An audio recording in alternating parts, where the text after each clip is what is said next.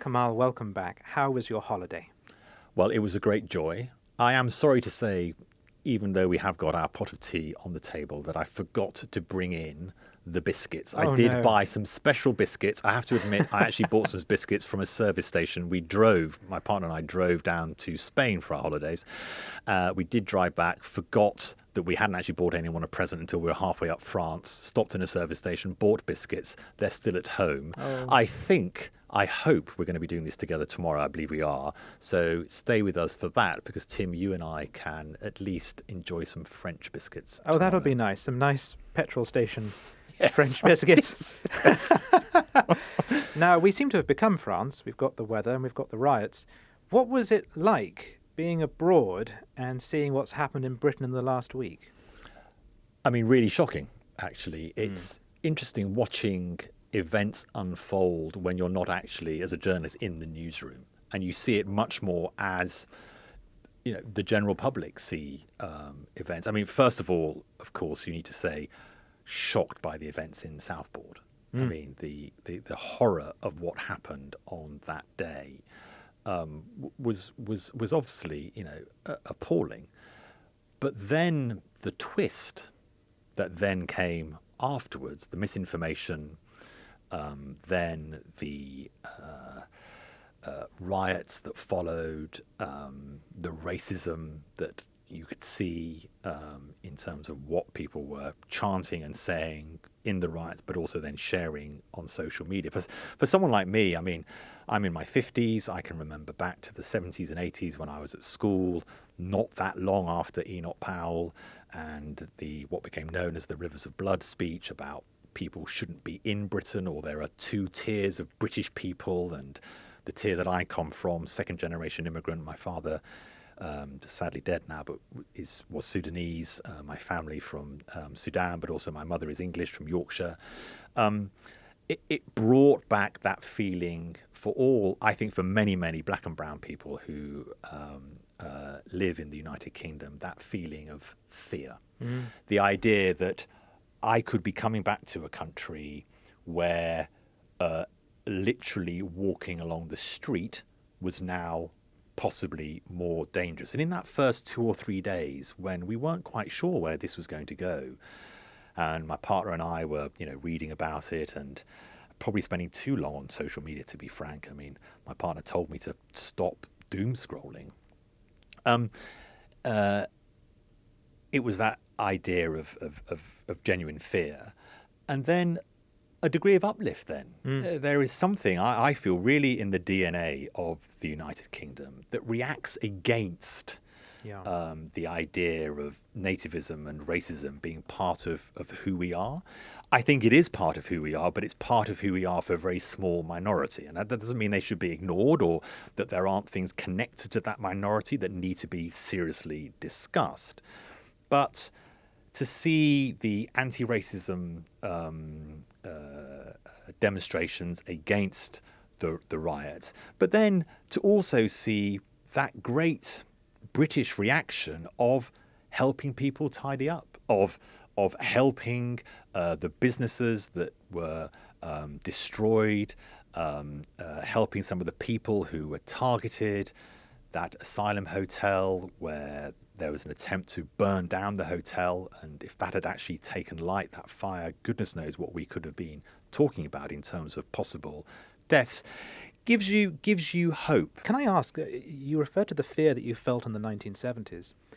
Do you think that went away for ethnic minority people for a long period and so has returned in a frightening way? Or was it always sort of there under the surface? I ask the question because I do wonder if a lot of people, particularly in politics and the media, live in a bit of a bubble, possibly have been able to rise above the conversation that's taking place beneath them. And some of those people, I think, were genuinely surprised and affronted because they thought the multicultural project, the 2012 Olympic ceremony project, was working and everyone was invested in it. And I know, and I have known for a long time, that it's really not. A lot of people are really angry, and some of that is legitimate anger, but some of that is also just a stream of racism which runs through British society, and in fact through all societies. But it didn't go away. It's come back. And I don't think I suspect will be repeated in the future, because I don't think you get rid of it just by arresting a lot of people. I think you can't ban and arrest your way out of prejudice. I don't think that's possible. You've got to have a deep discussion about where these things come from. What are the areas where fewer people will fall into the traps of racism and prejudice? And for all of us to admit, Tim, you and I, we've all got advantages and we've all got prejudices. It's when those prejudices actually then have an effect on other people's chances of doing what they want that it becomes toxic and dangerous. I remember being asked, exactly to your point, once on a panel about had Donald Trump in America led to more racism? And I said, I don't think he's led to more racism. He's just led to the revelation that racism hasn't gone away. Yes. One thing we did do on holiday was listen. I've read J.D. Vance's. Obviously, he is the Republican on the Republican ticket to be vice president if Donald Trump wins. But J.D. Vance's book, Hillbilly Elegy, I read it when it first came out, but we listened to it again on holiday. It's very relevant. We were driving, as I say, down to Spain, and it's a very important book. Now, whatever you think about J.D. Vance's journey since that book was published, what he says there around certain demographics have been left not necessarily behind, but outside what might be considered mainstream views. But he does take it beyond economics. He does talk about culture, the sense of bleakness. And this, I think, does then lead us into our discussion about the police. The idea that they had been failed not just by the jobs that had disappeared or by the fact that, in their eyes, too many foreigners or immigrants had come to the country undermining their job prospects, but actually in the authorities to do anything. So very powerfully from the J.D. Vance book is that they never went to the police. It wasn't for the police to sort things out for them.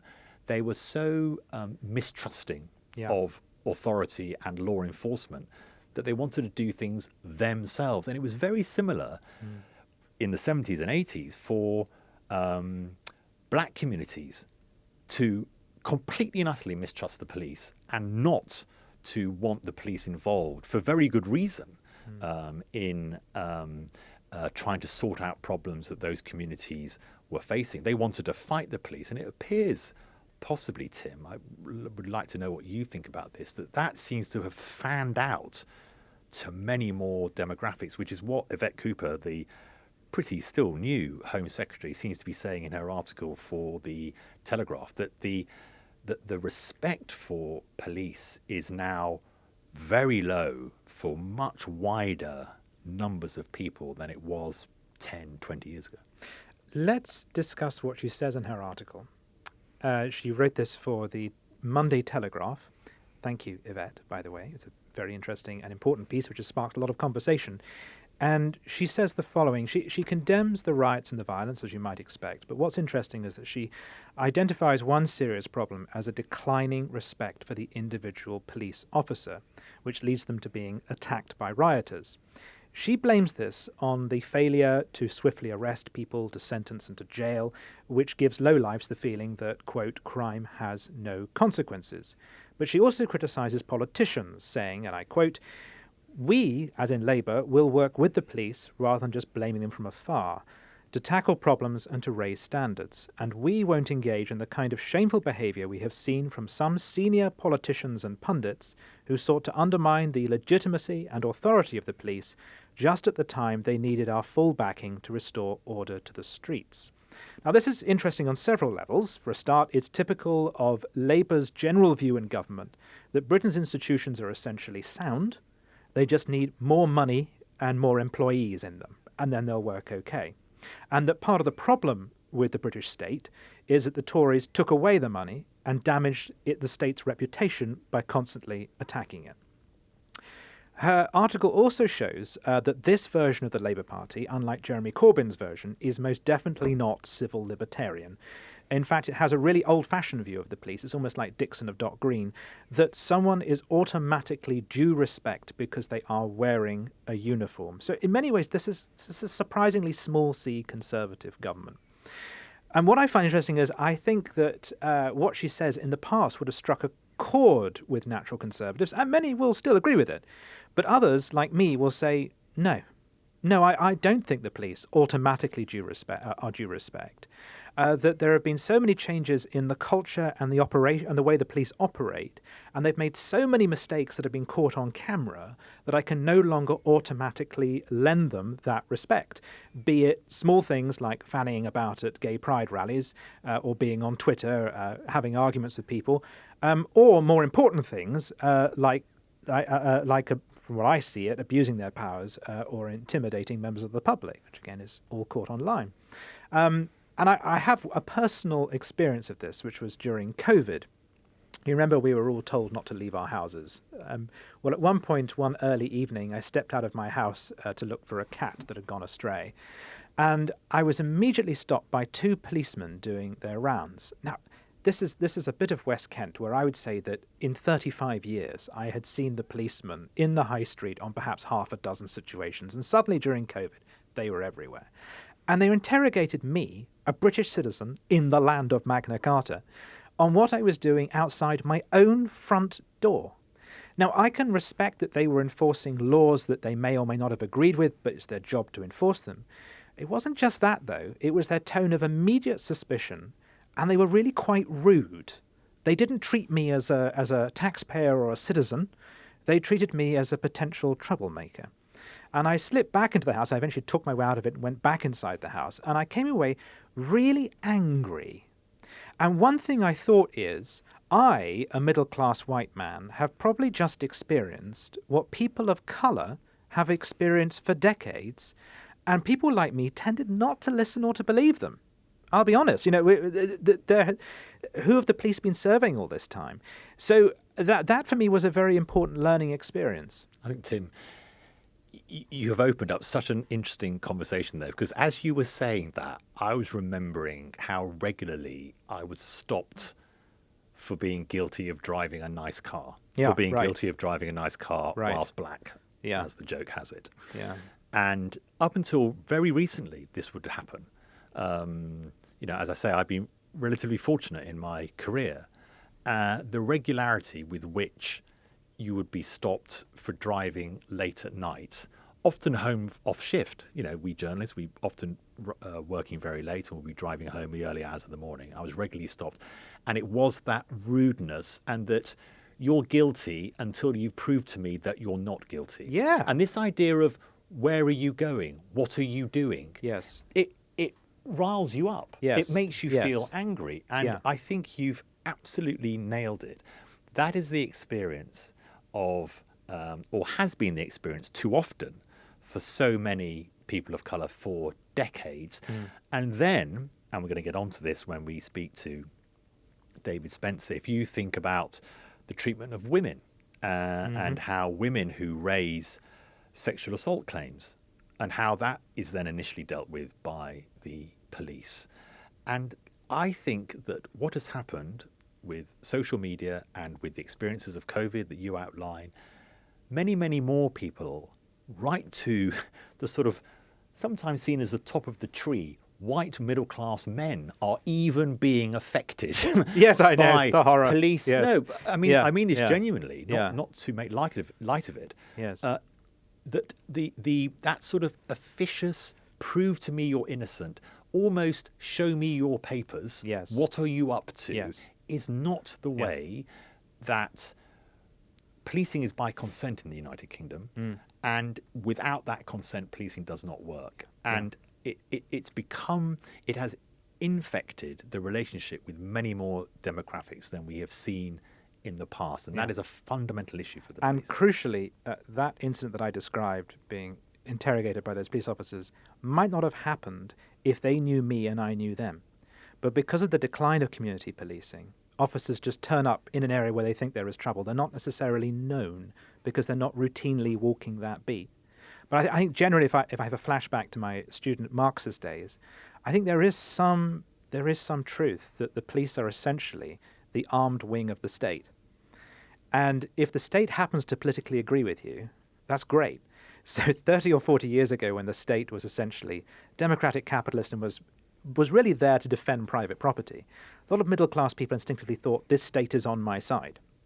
But one of the reasons why the hillbillies and hillbilly elegy did not feel that is because these were people who are often running up against the state. And so to them, the police were there to enforce the state's oppression of them.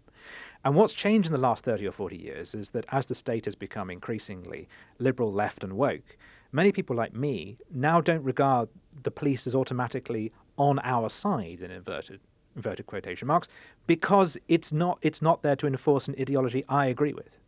Now, ideally, the police should just be totally apolitical and dispassionate. That's what we should be aiming for. But I increasingly see it when it comes to enforcing COVID, when it comes to decisions it makes about who to police and how to police. To me, it betrays a politics.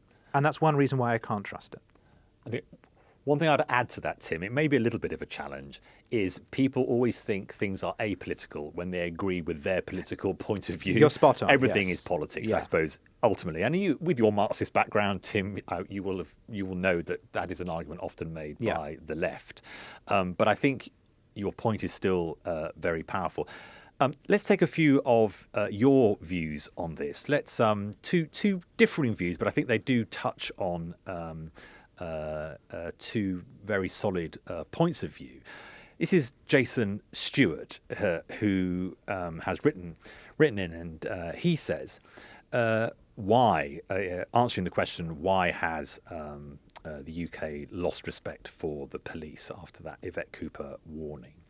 And he says, police stopped engaging with the public, community policing went out of the window, they became an emergency response service, and then only for certain crimes. Their standards dropped. They dressed like paramilitaries, often slovenly looking and many not physically fit for the job. They forgot how to talk to the public. They even started to commit crime themselves. I think you can safely say police are no longer respected as they used to be, but there are some good officers in there, I'm sure. Well, to look a little deeper into all these issues we've been discussing, Tim, around respect, the police, trust, is David Spencer. He is head of crime and justice at the Policy Exchange, a think tank, and is former detective chief inspector at the Metropolitan Police Service. Welcome, David. Thank you so much for joining us. Hi, Kamal. Hi, Tim. Hi, hello. Can I start by asking, David, in your personal experience as a former police officer, has respect for the police declined? Is Yvette Cooper right? I think we've certainly seen evidence of this, not just the last couple of weeks, the disorder that we've seen, but more broadly. So some of that is, we can see that in the data. So if when people are asked whether they have confidence in their local police force, the rates of that have reduced. So if we take London as an example, in 2018, about 68% of people said they had confidence in the local police. And by 2022, that had halved. So in the data that we certainly see that confidence in local police forces has reduced. And that's national, not just the London data I've given you. Can I just ask on that, just to be clear, is there a distinction between confidence and respect? So confidence can almost be like a consumer thing. I think they will solve crime. Is respect something different and sort of moral and cultural, that I look up to these people? Yeah, you may well be right. And there isn't any, as far as I'm aware, there isn't any specific data about this. When we look at and when we talk to police officers and understand their experience, then certainly police officers feel that there has been a qualitative change in recent years. And I think particularly we see that with the impact of, for example, when I joined the police over 20 years ago, no one had smartphones. There wasn't really social media, none of these sorts of things. Now, right from your first day as a police officer, when you're on the streets, you will be filmed what you're doing. Often that can be broadcast on social media. It can end up in mainstream media as well. And that has led to a really substantial change. One of the most awful things we've seen is footage of police officers dealing with things, and then as a result that gets posted on social media and those officers then getting death threats. So there has certainly been, in my 20 years as part of policing, it feels like there has been a qualitative change in how police officers are treated. And I infer from that that the change is amongst us, the public, that it's something to do with technology and the way we view policing. But do you think there's been a change coming from the police? Because what I would argue and have argued is it's not just that our attitudes towards the police have changed, it's that the style of policing has changed, and that has had a negative effect upon popular opinion. I'm not sure whether I would agree that the style of policing has changed. I certainly think that when we look at the overall competence of the police, and I'm not necessarily laying all of the blame at the police here themselves, but certainly when we look at performance of the police, then we have seen, and actually not just the police, but the wider criminal justice system, a significant fall.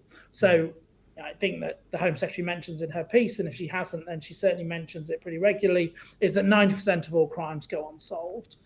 We see that satisfaction rates, which is different to confidence, satisfaction with the police has fallen considerably. When we look at the wider criminal justice system, we now have about 67,000 cases awaiting a Crown Court trial. So it's not just the police, it's the wider criminal justice system as a whole.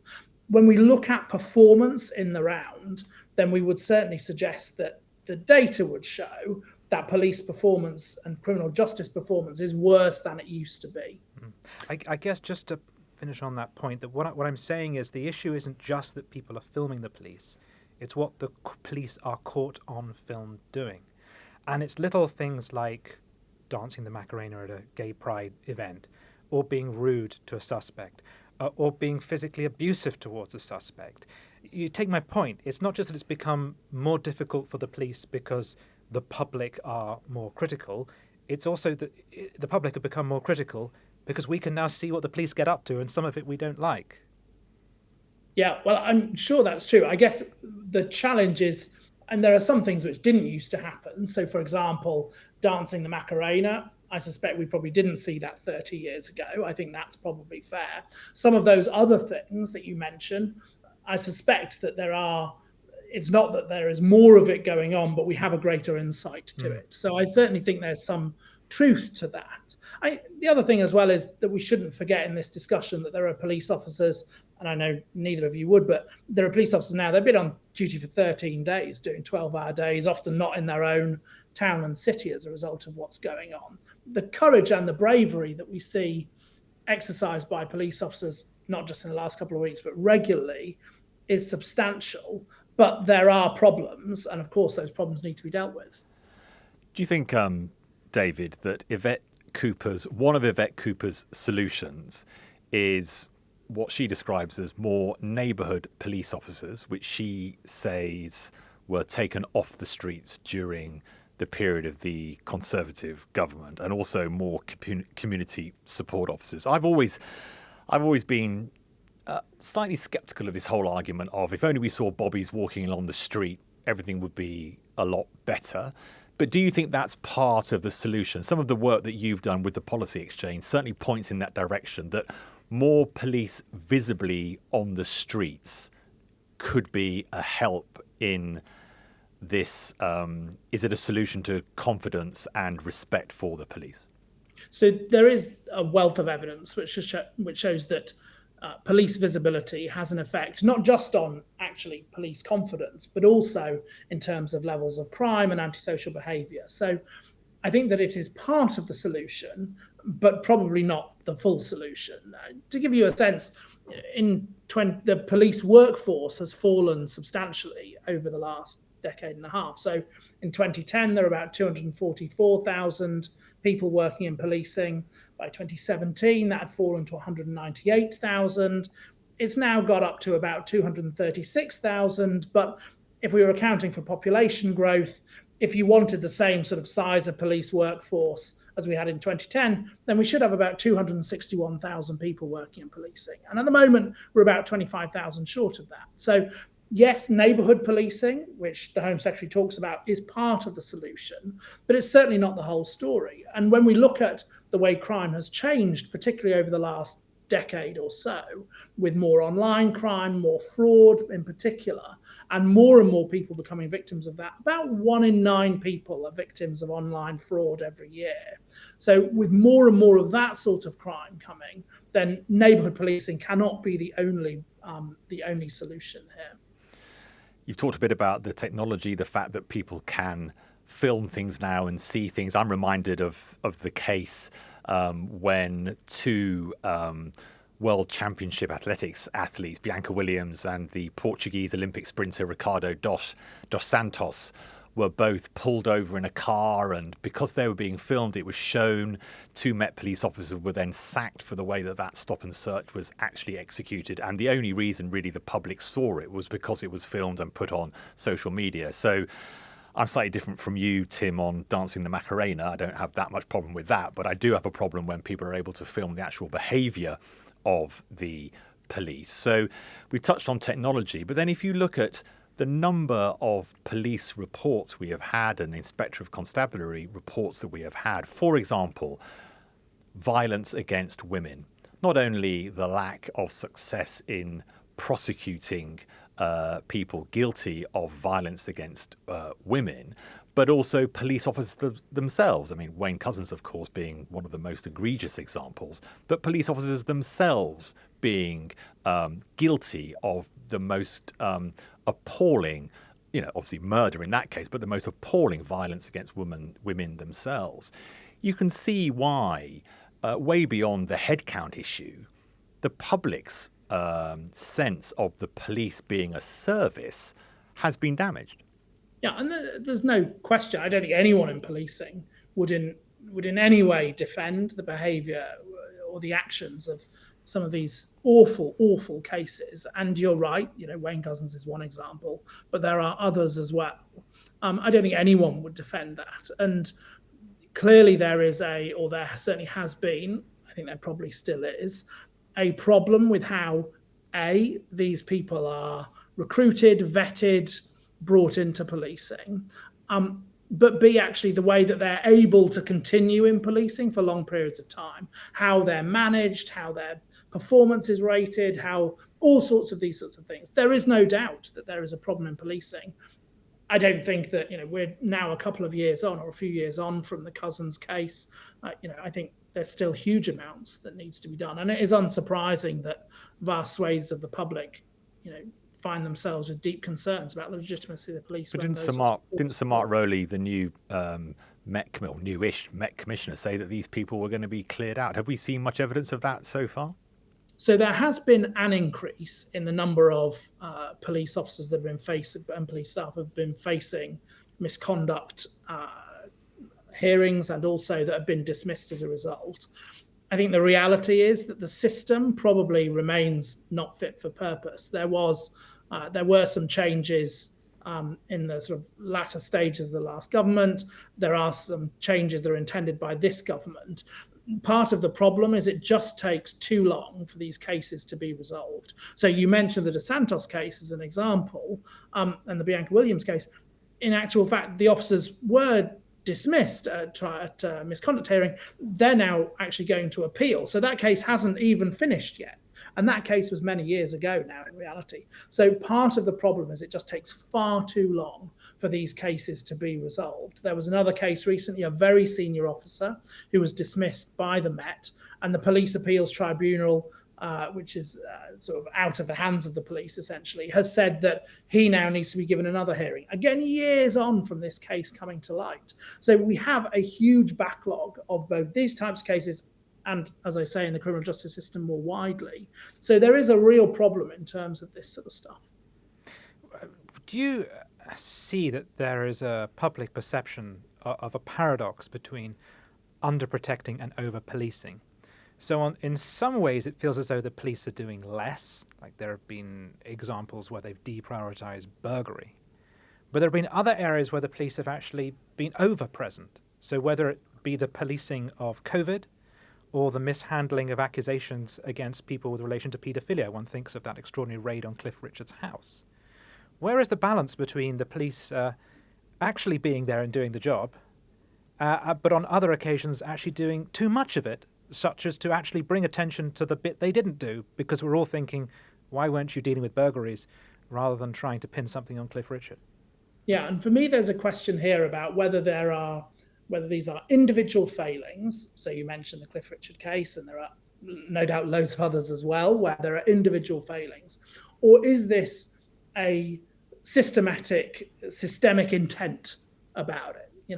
And what are we looking at here? Are we looking at individual cases where things are going awry, or is it a wider systemic problem? I certainly think on the burglary side of things, there's a systemic problem. There was a conscious choice to prioritize, to put resources into other areas rather than, for example, burglary, and to adjust the response to burglary. And that then has an effect in terms of how many burglars are caught and all that sort of stuff. And when that comes to light, there is then rightly, an uproar about it, and things need to be changed. I'm not sure whether those other cases that you mentioned are examples of systemic problems or whether they are individual failings. I'm not sure about that. I think that's important to try and tease out. I think where we often see the over-policing under protection argument is, for example, with knife crime in different places. And, as an example, 2013, we had about 26,000 knife crime offences nationally. Last year, we were looking at over 50,000. So knife crime has rocketed over the last decade in this country. And my view would be that the protection that is required is officers on the street, robustly policing, where necessary, doing stop and search, gathering intelligence to try and target those that are involved. And for me, my concern is that with that sort of crime, I am far more worried about the failure to police robustly and the failure to really actively police than I am about the risk of over-policing. In the last few days, we've seen approaching 1,000 people arrested because of their alleged involvement in the riots. Why was that kind of hard crackdown not possible for something like knife crime? Yeah, I think it's a completely reasonable question. I think the answer is that that knife crime, as an example, or burglary and all of the other things are just seen as part of the day-to-day, the status quo. Right. Like we now accept, in reality, huge amounts of crime as the status quo, and the system doesn't respond to it in the way that you've described seeing in terms because this surely adds credence to that perception of two-tier policing. We all want to see the riots as aggressively policed as they were. We welcome that. We just don't understand why the same couldn't be done for knife crime. No, and I'm not sure I can give you an answer for it today. I mean, on the two-tier, other than just the sheer volume of crime, which is kind of accepted, there is a status quo which is accepted. And the system, how much, particularly with the 2-year backlogs in the Crown Courts, the police workforce issues, all of these things gelling together to lead to a really sluggish response. If I can pick up on the two-tier policing bit, certainly my strong view is that there is a legitimate debate to be had about this, and it can be argued whether it's right or wrong, but there is a legitimate debate to be had, and it's wrong to try and prevent or squash that debate, particularly when the perception that it is happening is so great. And for me, part of the issue here is about transparency. So if we take an example, who advises the police, who advises prosecutors, who are the members of advisory groups and advisory panels, how are those people chosen? As a local resident where I live, can I be part of that group? Am I not allowed to be part of that group? Can I elect someone else onto those advisory groups? How does all of that work? And at the moment, there is just a lack of transparency around some of these issues, which mean that actually it's quite difficult to understand how decisions are made, and therefore to understand actually why is there a differential policing response or prosecutorial response to different things. I think that the first thing we need to do is shine a light on these issues, and that would be the first thing to help. David, I think, Tim, you raised a really interesting issue around two-tier policing, around, as you've described it, David, more not day-to-day in the sense of prosaic, but day-to-day as in the sense of every day it is there, like knife crime and the policing of riots. But David, there's also been the conflation in the two-tier policing argument between the policing of the events of the last 2 weeks and the policing, for example, of pro-Palestinian marches around the country, the policing of Black Lives Matter demonstrations. Do you think there, where people like Sir Mark Rowley have been incredibly strong in saying this does not exist, this idea that these things are policed differently for any suggested maybe sensitivity reason, do you think that that is reasonable for Sir Mark Rowley to say so strongly that two-tier policing in that sense does not exist? I think that the challenge here is that we can all point to examples where we might say, well, actually, it does look like it exists for this reason, or in this case, or in this case. And at the moment, because we don't have the transparency to understand why decisions are being made in the way they are, we're unable to determine, I understand why Sir Mark says, no, this isn't an issue. But at the moment, we don't have transparency into why and how certain decisions are made to be able to determine whether that is accurate or not. And I think that lack of transparency is what really harms the argument that the police are trying to put forward. I'm unable to determine which is right or which is wrong. I can see, as an example, there was disorder a few weeks ago in Hare Hills in Leeds, for example, and the response to that disorder looked quite different to the response to some of the disorder we've seen more recently. Now, I happen to know that part of the reason for that differential response was that Hare Hills was a spontaneous disorder. It was in a smaller force, a force that's about a fifth the size, for example, of the Met in London. So their ability to make decisions, the police's ability to make decisions quickly and bring police resource to bear on that situation was much harder, for example, than some of the scenes that we've seen where there's planned protests or planned disorder, planned protests, that sort of stuff. So I can understand why there appears to be a differential response. But, I've been doing this for 20 years. Actually, the police need to get much, much better at showing their working out, explaining how they're doing. And unfortunately, the speed at which the police are able to explain what they're doing is just nowhere near quick enough at the moment. If I'm understanding you right then, David, if we're looking at solutions finally, more officers actually on the street and physically visible, a workforce that goes back to the same ratio to population as it has been in the past, a decade ago, and transparency. They seem to be your three big planks. Are there things that we've missed, David, just as a final summation? So we leave with a little bit of a positive note about what the solutions could be. In 5 years' time, if you were Home Secretary, David, what would you be looking at saying, okay, that's why these things improved? So I think they would all be part of the solution. I think the bit I would add on to the transparency is accountability as well. I want to be able to see where police leaders and leaders across the criminal justice system are performing well, and to note that and to say these people are doing really well. Let's copy it. Let's work how we can do that better. But praise those people. I also want to see where police leaders and other leaders are doing badly. And I want those people to be held to account, and if necessary, for them to be moved on. So along with the transparency needs to come real accountability. And I'm not sure we see that, certainly in policing and certainly in other areas as well. David Spencer, thank you so much. Really interesting points there from David Spencer about some of the solutions to this respect problem that the police have. Stay with us, where we're going to be talking about the Olympics. And I must admit, Tim, we've spoken about my reaction and reaction of many people to the riots here in the UK. But one thing which was a real antidote for me to the riots was seeing the amazing diversity of the teams at the Olympics, particularly Team GB, across so many of the sports, and really feeling heartened by that Britain is the strong Britain, the brilliant Britain that I love so much. So let's talk a bit about the Olympics, what it's meant, not just for France, but for global sport with our chief sports writer, Olly Brown. Stay with us. Olly Brown joins us from literally Paris, which is so lovely. Blue sky behind you there, Olly. I believe you're actually on your way home. Is that right? Yes, well, later today, but yes, at the closing ceremony last night, still recovering.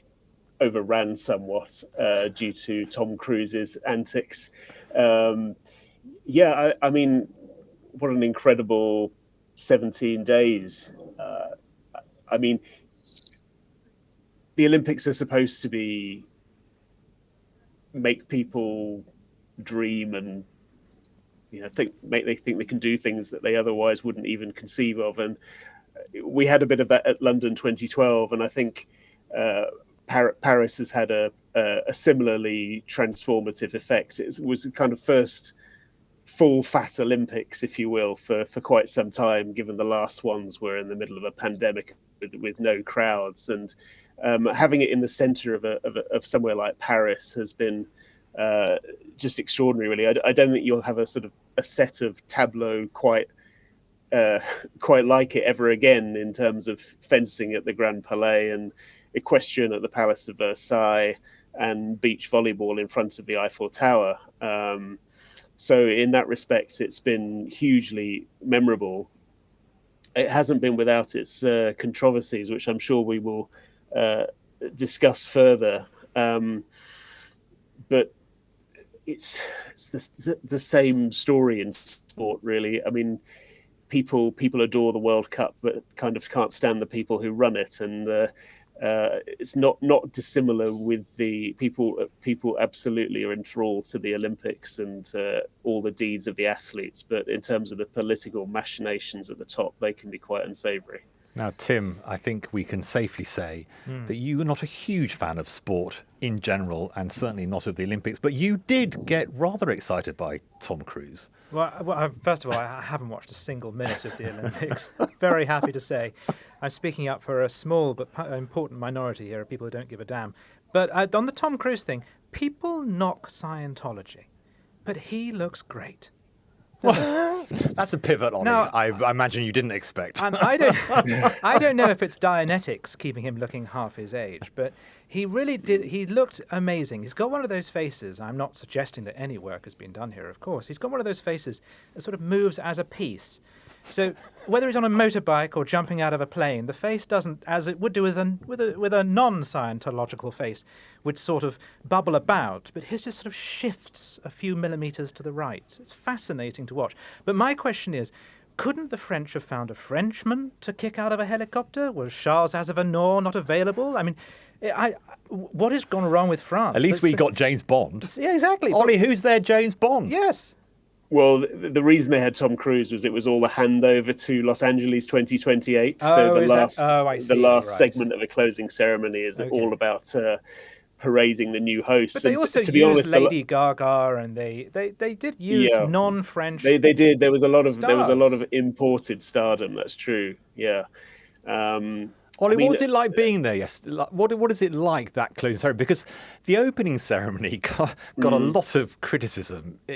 Sadly, obviously the weather can't be affected, and then the hilarious "stop the boats" meme after the endless and the Dionysian feast, the endless boats going down the Seine in the pouring rain. But Olly, by the end, you got a sense that the French had been, to a degree, beguiled into loving the Olympics, and had actually shown both the country and their capital in a pretty good light. But what was the atmosphere like last night? Yeah, it was uniquely celebratory, really. I mean, Tony Estanguet, who is the head of Paris 2024, had this quite memorable line. It was the time when France became Olympic, and I think that's true. I mean, I remember being in the swimming arena for Léon Marchal, who was he won 4 gold medals, and he is a hero like no other now. Antoine Dupont, who won gold in the rugby. I mean, the French, from day one, it was. I mean, if you can remember the sort of joie de vivre that took hold in London 12 years ago, it was really not dissimilar. People did wonder how much Paris would embrace this, and I'm not sure the taxi drivers still have, considering how many road closures there are. But in terms of the sporting public, I mean, instant mass conversion, really. And last night there was a kind of audible groan when Thomas Bach did his usual thing of "I declare these games closed." It was almost like they were having maybe been ambivalent in the build-up. They seemed genuinely sorry that they were coming to an end. Can I just ask, given that France has been through a very tricky election and there's so many social tensions in France, do you think the Olympics has been a balm on top of that? Does France feel better about itself after these games? Yes, I think so. I mean, it was slightly curious to me how Macron regarded these Olympics. I thought that he would use this opportunity, considering the turmoil that prefigured this, to put himself front and center at every medal opportunity, but he didn't actually. For large sections of it, he retreated with Brigitte to his holiday home, and he didn't have any kind of big set piece at either ceremony either. I mean, this is clearly the time for all host nations when reality cruelly resumes. But I certainly think, there's been an uplift in national pride. Yeah, it's quite palpable. I think Macron almost wanted to get away from, as you saying, Ollie, the kind of tension of the politics and let the Olympics almost speak for itself. And I think he may have thought I would actually be a negative if I appear too often in this situation. But Ollie, let's get on to Thomas Bach, who you've mentioned. And as you say, the bureaucrats who run the Olympics via, at the very top, the International Olympic Committee. Thomas Bach is the president of the IOC. You've written for us today an incredibly powerful piece. Bach has now said he's going to be moving on and will no longer be president, I think, after a decade or so in post. What next for the IOC, given the controversy? Particularly, I think, the one that's really broken through for many, many people is the controversy over the boxing and the gender of certain fighters. What were you writing in the piece you've done for us? Well, it was the culmination of an extraordinary scandal, really, in that, several of the days at the Olympics, I was writing about this situation where two fighters who had both been deemed ineligible for the female category only last year, they were thrown out of world championships, had been allowed by the IOC to not only compete in women's boxing, but to end up winning 2 Olympic gold medals. And it was the result of a perfect storm, in essence, in that politically the IOC had taken over running it because of a dispute, and their policies on athletes with differences in sexual development were so lax and so ideologically driven that they couldn't seem to see the problem in having fighters with clear male advantage. I mean, there are studies showing how men can punch 2.6 times harder than the average woman. And so, to boil it down a bit, there was a situation where the IOC were not only were they not guaranteeing fairness for women, they weren't actually guaranteeing safety. And so that's why this situation assumed the dimensions that it did. And you wonder if it's been a contributing factor to Thomas Bach stepping away. It's been quite a surprise to a lot of seasoned IOC observers that he has, because all the whispers were that he was going to change the Olympic Charter to extend his tenure beyond even 12 years. But at 70 years old, he's realised it's the time to step away. He said the Olympic movement needed a better captain. And up steps now Seb Coe, who can distinguish himself from Bach in that he has followed a much tougher policy on the same issue.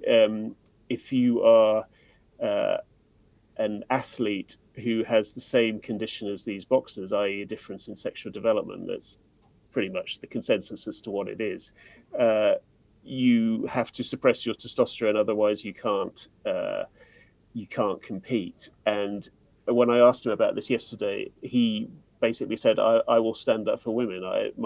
My overriding priority is to protect the female category in sport.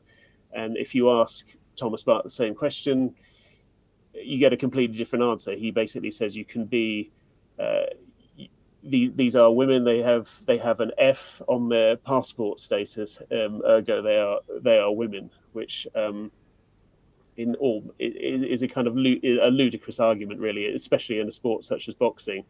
And so I think it's put Coe in a fairly good position to run as the next president. And when you look at all the things he's done, it would be the logical next step for him, I think. I think you raise, Ollie, such an important point. I think Tim, Camilla and you discussed this last week. Obviously, the Algerian boxer, in case, has been brought up a woman her whole life. Yes. I mean, clearly, it's a as you say, a very controversial issue, Ollie, but clearly has not been handled well by the IOC, yes, particularly in comparison with the actual boxing, the way that the boxing industry itself has handled it. Tim, a subject I know dear to your heart, dear to your heart as Tom Cruise and has Scientology kept him young, is breakdancing. But if that's permissible on the Olympics, I don't understand why the cha-cha-cha isn't. It's very strange. But I love this ray gun. This is a 36-year-old university lecturer who has entered the Olympics for breakdancing. I watched it. That I did watch. Now, she to me is one of the heroes of the Olympics. One thinks of the horses that refuse to jump, that chap whose winkle knocked the pole off. But ray gun takes things to Ray-Gun takes things to another level with a dance that really wasn't athletic at all. It was a sort of interpretive dance, which I rather admire. It reminded me of Ricky Gervais in The Office.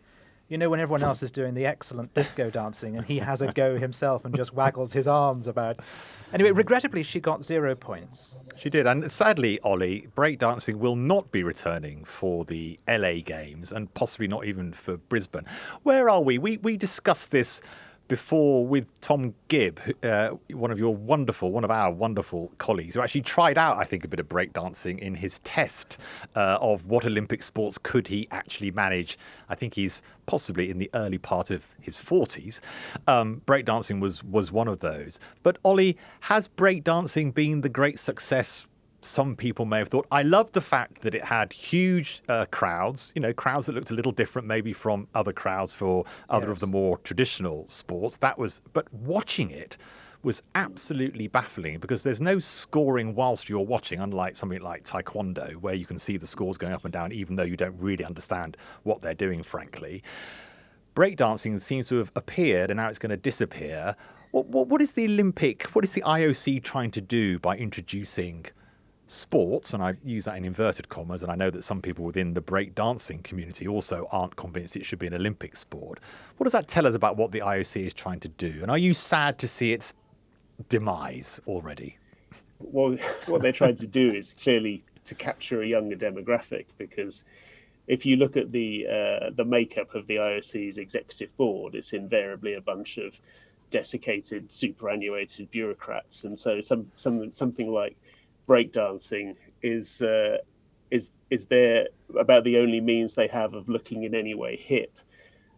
It was always a bit of a dubious addition. I think as Tim said, that Ray Gun she is a bit of a hero, because a lot of people do have this delusion that they can be Olympians, and this was one case where you can imagine that people would see that and think that, well, yeah, I can do that as well, whereas they can't possibly run 9.98 in 100 meters. And so it did connect in that sense. But I think Los Angeles have made very clear they don't want it. They want things like flag football, which is basically a kind of reduced version of American football. And cricket will be in, and squash will be in, and it will be very, very bloated program of sports. But breakdancing, I think, was a wacky experiment that hasn't gone quite as they hoped. One head spin too far, I think, Tim. Ollie, thank you so much for joining us. Safe travels back to the UK, or maybe even on your well-earned holidays, possibly. Oh, thank you very much. Yeah. But have a fantastic trip back, and thanks for all the coverage during the Olympics. So, Kamal, very interesting discussion about policing. Very interesting. And nice to round off on a fun chat about the Olympics, which really has been a ray of sunshine in the last couple of weeks. And lovely, Tim, for you and me to do our first podcast together. How enjoyable it has been. We're going to be together again tomorrow as Camilla continues to enjoy, we hope, her well-earned holiday. Do write to us at thedailyt@telegraph.co.uk for any of the subjects that we've discussed today or in other podcasts or anything you'd like to talk to us about. We're also on socials at Daily T Podcast on, I'm desperately reading this sign, which is too far away from my glasses, on X, Instagram and TikTok.